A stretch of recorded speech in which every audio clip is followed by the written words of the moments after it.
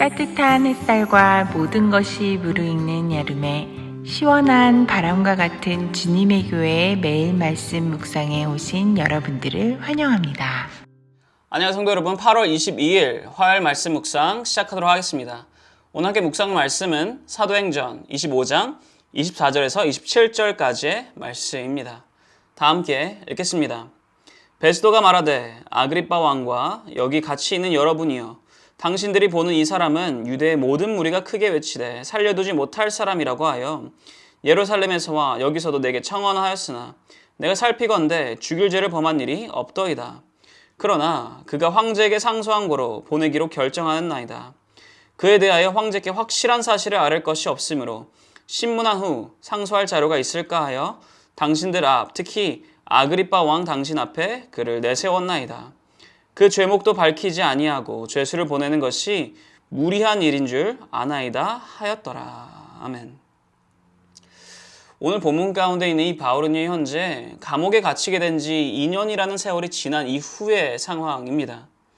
지난날 바울을 이 감옥에 가두었던 이 총독 벨릭스는요, 이미 그 총독의 자리에서 내려오게 되었고요. 새로운 이 베스도라는 자가 그 총독의 자리, 그 지역의 총독의 자리에 부임하게 됩니다. 그 시간 동안 지금 바울은 감옥에 계속해서 갇혀 있었다라는 것입니다. 이 상황에는요, 문제가 있습니다. 왜냐? 보통 감옥에는 어떠한 사람들이 들어가게 됩니까? 재판을 통하여 죄를 지은 것이 확정된 자들이 감옥에 들어가게 됩니다. 물론 죄를 짓지 않았더라도요, 이 용의선상에 있다면 잠시간, 아주 적은 시간 동안은 구금이 될 수는 있습니다. 그런데 죄를 지었는지 안 지었는지 확정이 되지 않은 자가, 재판받지 않은 사람이, 재판의 결과가 있지 않은 사람이 수년간 감옥에 갇혀 있을 수 없다라는 것입니다. 그래서는 안 된다라는 것입니다. 그런데 지금 바울은 어떻습니까? 바울은 아직 재판의 결과가 나오지 않았습니다. 죄를 지었는지 안 지었는지 확정되지 않았다라는 것입니다. 그런데 그럼에도 불구하고 지금 2년이라는 이 세월 동안 감옥에 계속 갇혀 있었다라는 것입니다. 총독 벨릭스 때 이 바울은요, 유대인들의 이 요구로 인하여 이 감옥에 갇히게 됩니다. 그리고 그때 유대인들은요, 이 바울을 향하여 이 자는 사형받아 마땅한 자입니다. 사형받아 마땅한 자입니다. 라며 이러한 죄를 지었습니다. 라고 바울의 사형을 요구하였습니다. 그렇게 법을 어겼다, 이 법을 어겼다, 저 법을 어겼다 하였지만 정작 어떠하였습니까? 바울은 그 어떠한 법도 어기지 않았습니다. 그런데 그러한 그를 지금 2년간이나 감옥에 가두고 있었다라는 것입니다. 이제는 총독이 바뀌었습니다. 베스도라는 자가, 벨릭스 대신 베스도라는 자가 총독으로 부임하게 되었습니다. 베스도는요, 총독으로 부임이 되자마자 이 바울의 케이스를 살펴보게 됩니다. 2년이나 그렇게 질질 끌고 있었던, 부당하였던 그 케이스를 살펴봅니다. 그런데 그 케이스를 살펴보니 어떠합니까? 오늘 저희들 함께 읽었던 이 본문 가운데 25절에 이렇게 말합니다. 베스도가 말합니다. 내가 살피건대 죽일 죄를 범한 일이 없더이다 라고 말을 합니다. 세상에는 이런 말이 있습니다. 세상에 털어서 먼지 안 나올 사람 하나 없다라고. 그 어느 누구든 따지고 따지다 보면, 알아보고 알아보다 보면 그 사람에게 비난받아 마땅할 일이 한두 가지는 무조건 있다, 적어도 한두 가지는 있다라는 그러한 의미입니다. 특히나 이 세상 가운데, 이 세상의 법적인 문제 혹은 윤리적인 문제로 이 세상에 있는 모두가 다 비난받아 마땅하다라는 그러한 의미를 포함한 말입니다. 그런데 지금 여기서 이 바울은 어떻습니까?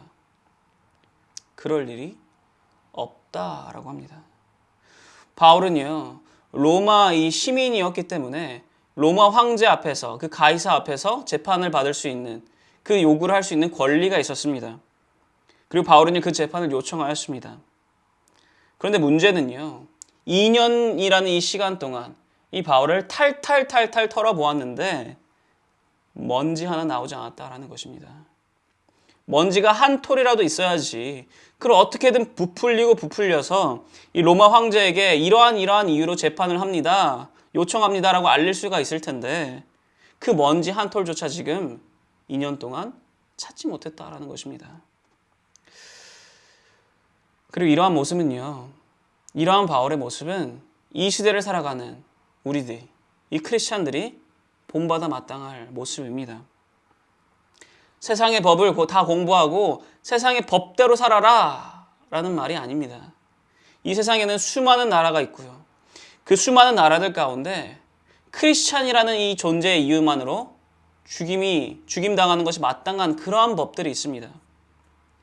법대로 살아라가 아니라 법은 물론 지켜야 하지만 여기서 말하고자 하는 것은 법대로 살아라가 아니라 의롭게 살아야 된다는 것입니다. 세상에 그 어느 누가 볼지라도 자세히 현미경으로 볼지라도 의로운 삶을 살아야 된다는 것입니다. 불이라는 먼지가 보이지 않는 법한 그러한 삶, 그러한 삶이야말로 크리스찬으로서 올바른 삶이다라는 것입니다. 그렇지 않습니까? 가끔가다 뉴스를 보게 되면요, 뉴스에 어느 특정한 교회 혹은 특정한 크리스찬들의 이름이 거론될 때가 있습니다. 안 좋은 소식으로 그들의 잘못이 거론될 때가 있습니다. 그럴 때 어떻습니까? 비난을 받게 됩니다. 그런데 여기서 중요한 것은요, 그들이 저질렀던 그 잘못, 그 똑같은 잘못을 다른 이들이 지었을 때보다 크리스찬들이, 교회가 지었을 때 더 많은 비난을 받게 된다는 것입니다. 왜 그럽니까? 세상에 있는 사람들도, 세상 사람들도 알기 때문입니다. 예수님을 믿고 따르는 자라면, 크리스찬이라면 의로운 삶을 사는 것이 마땅하다라는 것을 알고 있기 때문입니다. 그렇기에 더욱더 비난하는 것입니다. 그리고 뿐만 아니라 우리가 불의한 삶을 살 때, 불이라는 먼지를 지고 나아갈 때, 그렇게 그로 인하여 비난을 받을 때에는요, 나 자신만 비난받는 것이 아니라 내가 믿고 따르는 복음을, 하나님의 이름을, 예수 그리스도의 이름을 비난받게 하는 것입니다. 그러한 삶 살아서는 안 된다라는 것입니다. 그것 대신 의로운 삶을 살아야 된다라는 것입니다. 그리고 이 의로운 삶, 그 의로운 삶을 살기 위해서는요, 한 가지 꼭 필요한 것이 있습니다. 그것이 무엇이냐? 하박국 2장 4절에 이렇게 써 있습니다. 의인은 그의 믿음으로 말미암아 살리라. 로마서 5장 1절에도 이렇게 쓰여 있습니다. 그러므로 우리가 믿음으로 의롭다 하심을 받았으니 우리 주 예수 그리스도로 말미암아 하나님과 화평을 누리자. 아멘. 의로운 삶 살기 위해서 무엇이 필요합니까? 믿음이 필요합니다. 하나님을 향한 믿음, 예수 주 그리스도를 향한 믿음, 말씀, 하나님의 말씀, 예수님의 말씀을 향한 믿음이 필요합니다. 그렇게 우리는요, 이 말씀을 붙들고 살아야 되는 것입니다. 말씀 붙들지 않고는요, 말씀과 가까이 하지 않고는요, 도저히 의로운 삶 살 수가 없다라는 것입니다. 먼지가 쌓일 수밖에 없다라는 것입니다. 사랑하는 성도 여러분, 지금 나의 삶에 먼지가 쌓여 있으십니까? 혹여나 그렇다면 지금이라도 그 먼지 털어내시기 바랍니다. 말씀으로 털어내시기 바랍니다. 하나님의 말씀으로, 그 말씀 붙들고 그 말씀을 믿음으로 순종하며 나아갈 때 우리는 비로소 먼지를 털어내고 거룩한 삶, 의로운 삶을 살아갈 수 있을 것입니다. 말씀을 붙들고 나아가 의로운 삶을 살아가시는, 그렇게 하나님께 영광 돌릴 수 있는 삶을 살아가시는 모든 성도 여러분 되시기를 축원합니다. 기도하겠습니다. 하나님 아버지 감사드립니다. 참되시고 의로우신 예수 그리스도를 통하여 우리 모두는 의롭다 하심을 받았습니다. 주님, 그 명예에 걸맞는 삶 살아갈 수 있도록 허락하여 주옵소서. 예수 그리스도께 허락하신 그대로 예수님을 본받아 의인으로서 살아갈 수 있도록 함께 하시고 인도하시옵소서. 그러기 위하여 주의 말씀을 더욱더 붙들고 믿음으로 나아갈 수 있도록 우리의 삶을 인도하여 주옵소서. 감사합니다. 주님, 살아계신 예수 그리스도의 이름으로 기도드렸사옵나이다. 아멘. 화요일 기도 제목으로 기도하기를 바랍니다. 첫 번째로 다 함께 기도하였으면 하는 것은 교역자분들의 가정과 사역을 위해서 기도해 주시기 바랍니다.